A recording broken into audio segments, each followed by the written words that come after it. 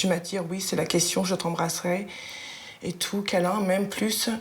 T'es un peu jeune pour moi, mais bon, tu vois, c'est ça. C'est la facilité. Ce message, cette mère de famille n'aurait jamais dû le lire. Il était envoyé à sa fille Jessica par un adolescent plus âgé. Mais j'aimerais avoir tes bisous et enfin ta bouche et ta langue. Ma fille a que 12 ans et demi, je le dis, quoi. Avoir des bisous de sa bouche et de sa langue, non, pas trop. Depuis que l'adolescente fréquente des garçons, Céline a pris l'habitude de fouiller systématiquement sa messagerie et son téléphone portable. Peu de parents ont accepté de témoigner sur cette question de l'espionnage, une pratique dérangeante. Céline, elle, assume, par la visage découvert, persuadée qu'en espionnant Jessica, elle la protège. Il y a 2 semaines, elle a découvert une relation qui ne lui plaît pas. La nuit, quand elle dormait, j'ai allumé le téléphone portable et j'ai vu la contenance des SMS. Et... Vous avez fait ça, vous vous sentiez un petit peu espionne? Ouais, un petit peu quand même, mais contente parce que je m'étais pas trompée, quoi. Ça va, ma chérie? Jessica sait que sa mère la surveille. Elle efface certains messages, mais en oublie d'autres. Cette fois, elle va devoir s'expliquer sur ce garçon qui la drague avec insistance. Ta bouche, ta langue. C'est ça le mec. Ça, c'est le message. Alors? Qu'est-ce que t'en penses? T'as compris quoi? Qu'il voulait quoi? Moi qui voulais coucher avec moi. Voilà. Tu trouves que c'est normal d'avoir des conversations comme ça à ton âge? Pour toi? Est-ce que tu trouves ça normal? Non. Désormais, Céline ne se cache même plus pour fouiller dans les affaires de sa fille. Tu me laisses ton téléphone? S'il te plaît. Merci. Qu'est-ce que vous regardez, Céline? Je regarde les petits messages de Jessie. Savoir s'il n'y a pas des personnes qu'elle n'a pas le droit de fréquenter qui reviennent par hasard sur son téléphone. T'es d'accord avec ça, Jessica? Non. Quand tu seras en âge de pouvoir payer ta facture de téléphone, ma foi, tu feras ce que tu voudras, quoi. Le père de Jessica est d'accord avec cette surveillance permanente. L'adolescente, quant à elle, ne la supporte plus. C'est pour témoigner de ce ras-le-bol qu'elle a accepté de participer au reportage. Elle n'a plus confiance en sa mère. Elle cache les rendez-vous avec ses copains et copines. Pour elle, cette surveillance va trop loin. Je fouille tout par détail et tout, même mes photos, enfin... Ça m'énerve. Pour moi, mon téléphone, c'est mon journal intime, en fait. T'as l'impression qu'elle Ouais. respecte pas cette intimité? Tu te sens sous surveillance en permanence? Même à chaque endroit, j'ai l'impression qu'il y a des caméras dans la... Installer des caméras, la mère de Jessica n'en est pas encore là. Pourtant, certains parents n'hésitent pas à recourir à des technologies de plus en plus perfectionnées et poussent très loin la surveillance de leurs enfants.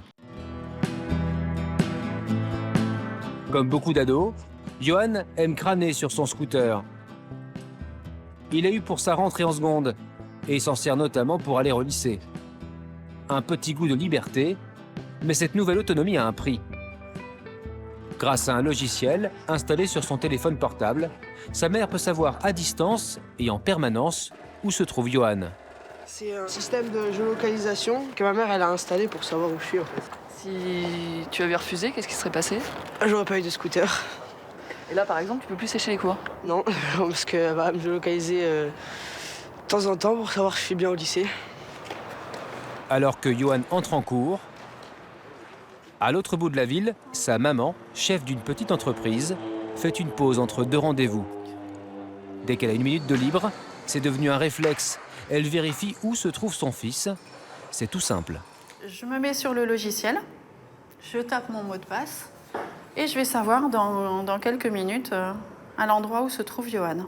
Johan est bien à son lycée. Et là, il sait que vous l'avez localisé? Non, c'est l'avantage, c'est que je peux le localiser à n'importe quel moment sans qu'il sache. Magali a installé ce logiciel gratuit il y a quelques mois. D'abord, par crainte que son fils ait un accident de scooter. Mais aujourd'hui, elle peut localiser son garçon jusqu'à 10 fois par jour, presque machinalement. Et là, vous étiez inquiète ou c'est juste que vous avez peur qu'il sèche les cours ou qu'il ne retourne pas au lycée ou...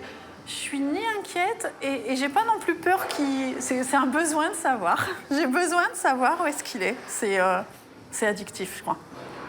Quelques minutes plus tard, Ah bah Johan n'est plus à l'école. Vous étiez au courant? Non, j'étais pas au courant, mais il est 10h30. Johan doit avoir une petite pause et une petite faim. Donc j'imagine qu'il est parti jusqu'à la boulangerie d'à côté pour aller chercher à manger. Pour en avoir le cœur net, Magali appelle son fils. Oui, Johan, je peux savoir où tu es? À la boulangerie à côté du lycée. Et tu retournes au lycée, là?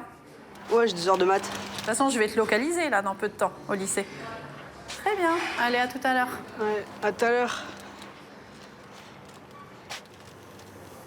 C'est clair qu'elle s'inquiète, mais des fois, elle s'inquiète pour rien. Bon, de toute façon, j'ai pas le choix, donc je fais avec. Hein. Impossible de chiffrer le nombre de parents qui espionnent leurs enfants. Mais les ventes de ce type de logiciel explosent. Une fois les cours terminés, cap sur le terrain de foot. L'adolescent n'a même pas pris la peine de prévenir sa mère. Il sait que quoi qu'il fasse, elle saura le retrouver. Au Paris, ma mère, elle m'appelle.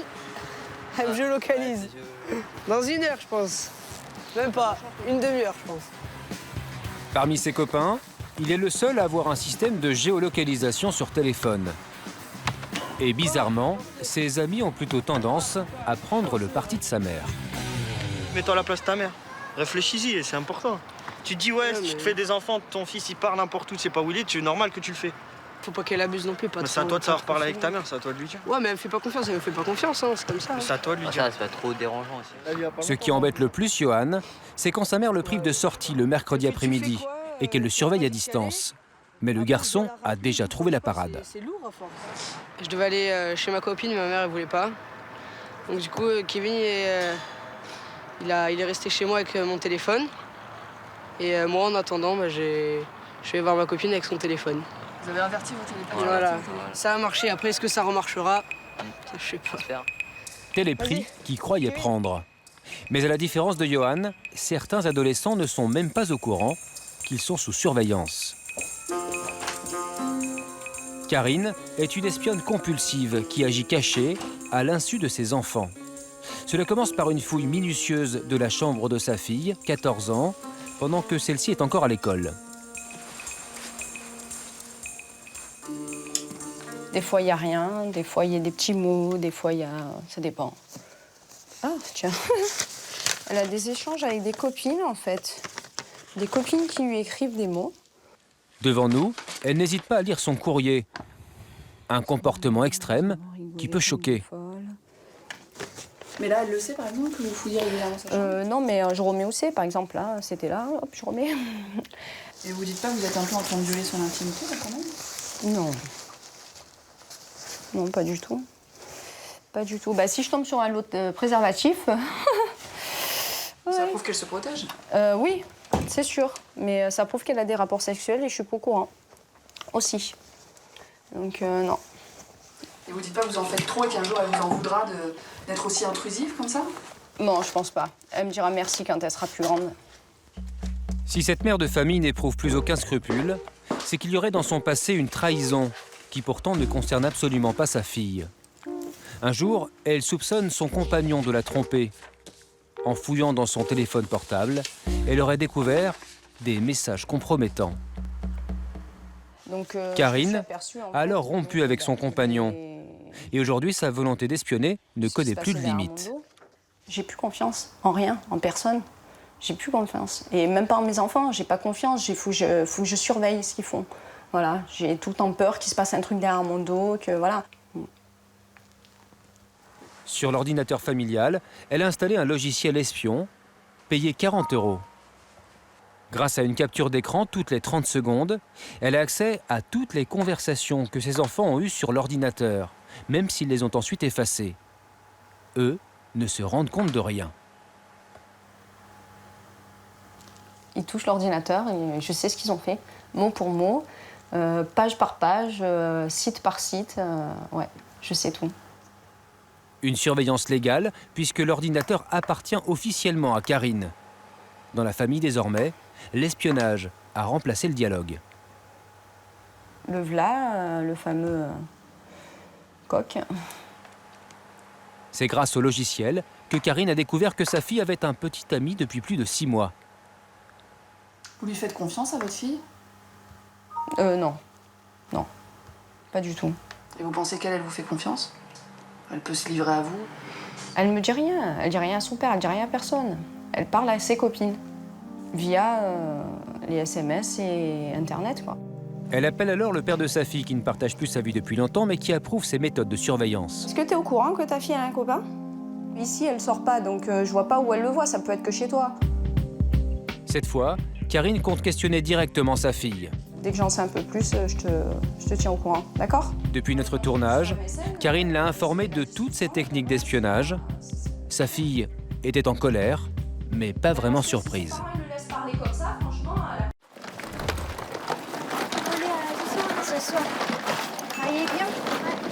Axel, 7 ans, et Lauriane, 11 ans, partent seuls à l'école. Leur maman ne peut plus les accompagner. Car depuis 7 mois, Leslie s'occupe aussi de ses jumeaux. Un garçon, Valérian, et Zoé, une fille. T'es sur le ventre. Un grand bonheur, mais un job à plein temps. Ça fait que t'es comme ça. Et même si la secrétaire est en congé maternité, Coucou lapin. elle est souvent dépassée. Bonjour. Ça va Christelle? Ça va et toi? Oui. Regarde, toi, ils viennent juste de se réveiller. Ah bah impeccable. Christelle, 26 ans, n'est pas une copine, c'est une professionnelle, sorte de pompier de la famille. Tu veux que je t'aide à l'élever? Ah bah je veux bien. Ça m'évitera de faire 2 allers-retours. Je vais poser mon sac, ok? Christelle est TISF, technicienne de l'intervention sociale et familiale. Elle intervient à la demande de la maman. Ici pour des jumeaux, mais parfois aussi auprès de parents handicapés, malades ou tout simplement surmenés. Leslie ne débourse que 5 € de l'heure. Ce prix est fonction des revenus de la famille. Oui.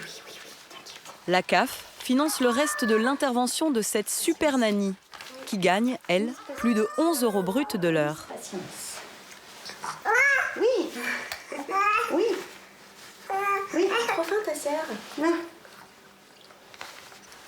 Toute seule, je les mets dans le transat et puis je les prends dans les bras juste pour les changer et leur faire le roux, quoi. Alors que là, on peut avoir 5 minutes à pouvoir profiter d'eux, quoi. On tourne. Puis c'est plus agréable pour eux aussi. Hein? Ah bah tiens. Christelle aide aussi aux tâches ménagères. Au total, elle travaille ici 2 heures, 2 fois par semaine. Je mets sur combien le sèche-linge? Ah bah sur le 1. Ouais.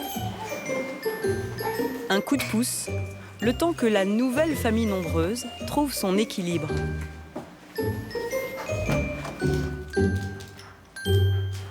Dans ce métier, il faut se dire qu'on est là pour un temps et c'est vraiment pour que la famille puisse devenir autonome le plus rapidement possible.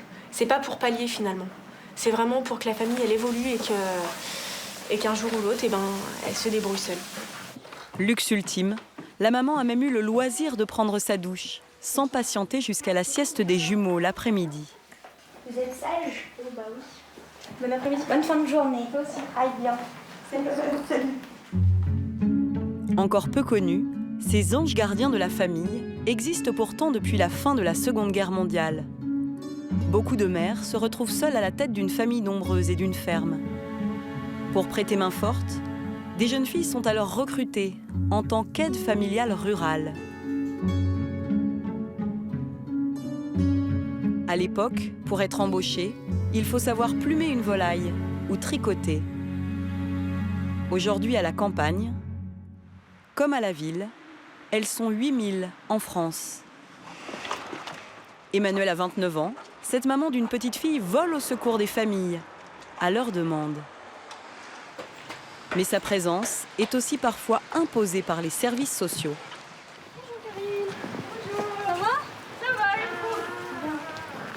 Bonjour Camélia. Camélia, 18 mois, pourrait être placée par la justice dans une famille d'accueil. Si Karine, mère célibataire de 39 ans, ne participe pas plus à son éveil. Ici, la nounou a une grande responsabilité, apprendre à la maman le métier de parent. Victime de violences de ses anciens compagnons, un peu déboussolée, Karine a 3 autres grandes filles. Elles ne vivent pas ici, elles lui ont été retirées.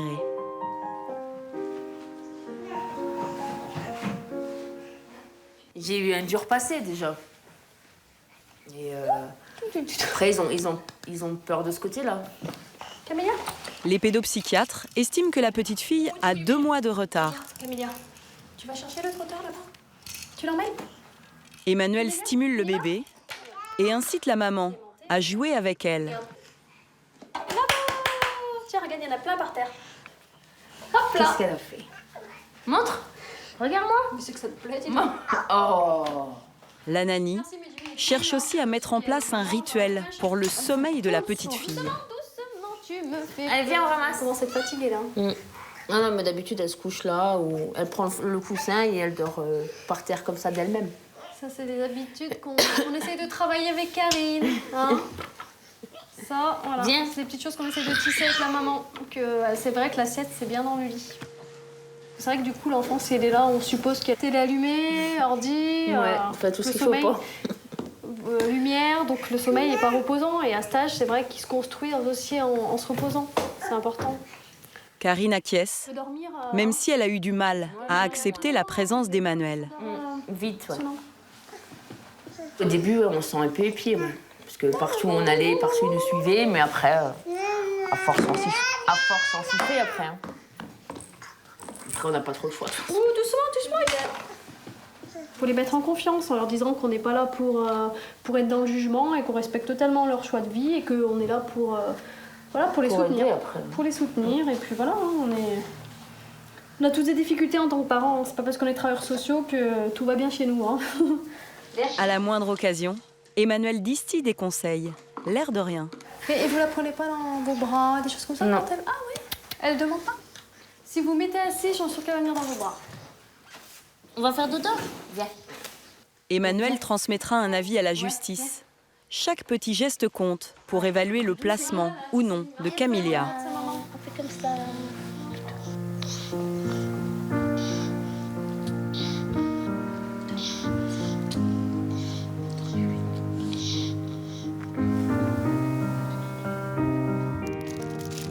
Emmanuel enchaîne jusqu'à 5 domiciles par jour.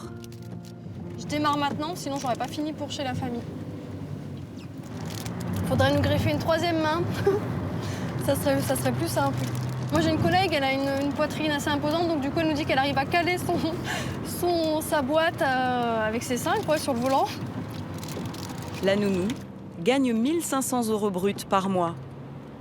Elle a suivi 2 ans de formation, pas seulement en puériculture, mais aussi en droit et en gestion familiale. Ce jour-là, chez la jeune maman qui l'attend, Emmanuel va jouer les experts comptables. Bonjour Malou. Malou a 23 ans, elle ne travaille pas. Son fils Naïd a 6 mois. Bonjour Naïd. Coucou. Atteinte d'un retard mental, la maman vit comme une adolescente.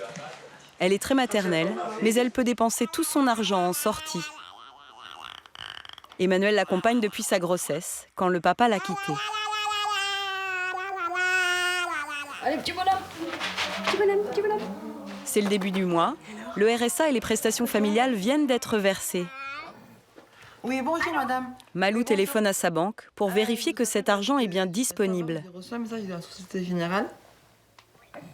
Et je voudrais savoir, on m'a dit crédit, une opération plus 770 €. Est-ce que je peux les utiliser? D'accord. L'argent est là. Oui. Emmanuel va l'emmener faire ses courses. Merci. Allez, go. C'est bon Malou? Oui. Attaché? Hein? On s'attache, vaut mieux. Hein. Sécurité. Oblige. Malou ne débourse qu'1 € de l'heure pour l'aide d'Emmanuel, qui joue aussi les taxis pour elle et son bébé. Comment vous l'avez occupé alors, de 9h à maintenant? Ben, le roi lion. C'est l'histoire de la vie. D'accord. L'éternel. Je veux dire que j'aime trop le roi lion. Malou chante en boucle les chansons du dessin animé à son fils. Elle va insister pour acheter le DVD, mais Emmanuel n'est pas là pour ça. Pas aujourd'hui, hein. Un autre jour, hein, le roi lion. Ben, si on a un petit peu le temps. Non, C'est dans les rayons d'à côté, hein. Non, Malou, on n'aura pas le temps. Ça, c'est sûr, on n'aura pas le temps d'acheter le roi lion. Hein. C'est dans les rayons d'à côté. Non, Malou, arrêtez, là. On n'aura pas le temps d'aller chercher le roi lion. La nounou a calculé que la maman avait 150 € par mois à dépenser pour Naïd, sa priorité. Les petits beaux. petit pot. Légumes. Quelle marque vous prenez en temps habituel? Ah, les moins chers. Adugette. Hop. Purée de légumes, compote de fruits, lait en poudre, couche. Couche. Emmanuel invite la maman à faire les calculs elle-même. C'est là, Malou.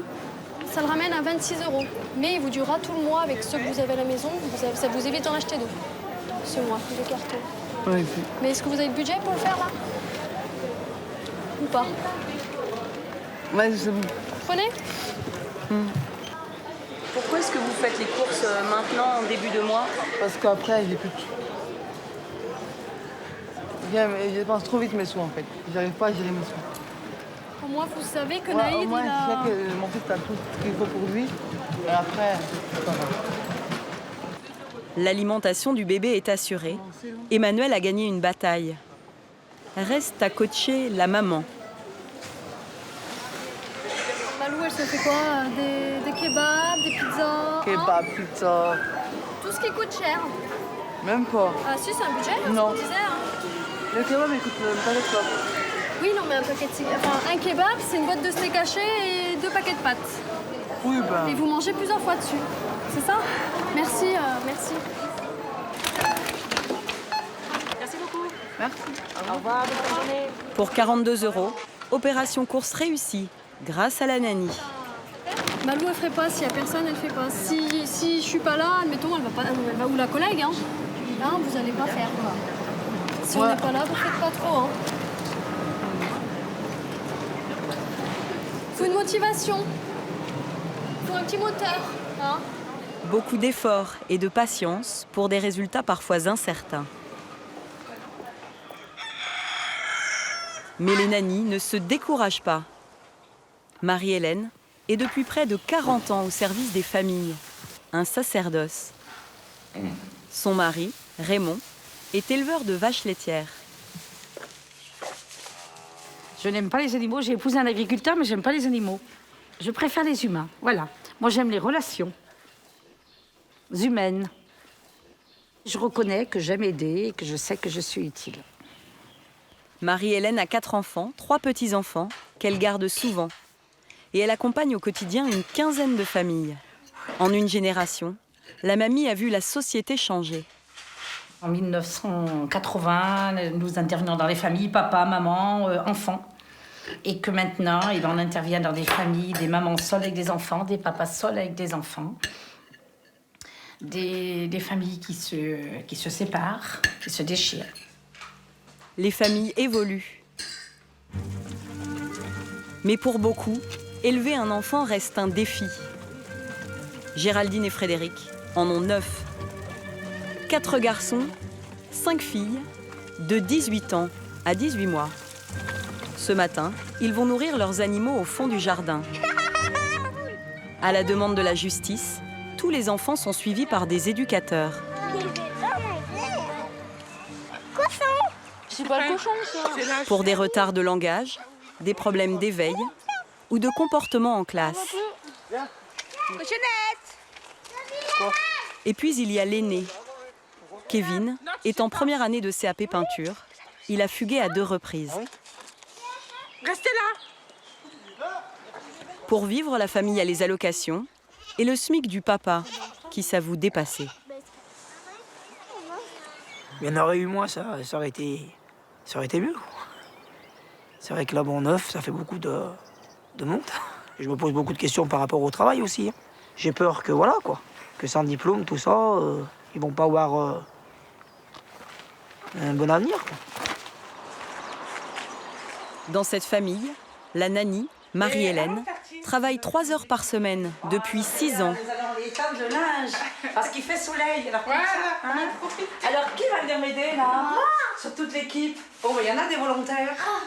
C'est en prêtant main forte pour toutes les tâches ménagères que Marie-Hélène a gagné la confiance de cette famille. Ouais, c'est marrant. Vous me dites, Frédéric. Hein. Ah, c'est bon, là. C'est bon, merci. Non, c'est bon. Merci. Je continue. Pour les plus jeunes, la nanny enfile même la casquette de maître d'école. Le futur, c'est ce qu'on est en train de faire maintenant.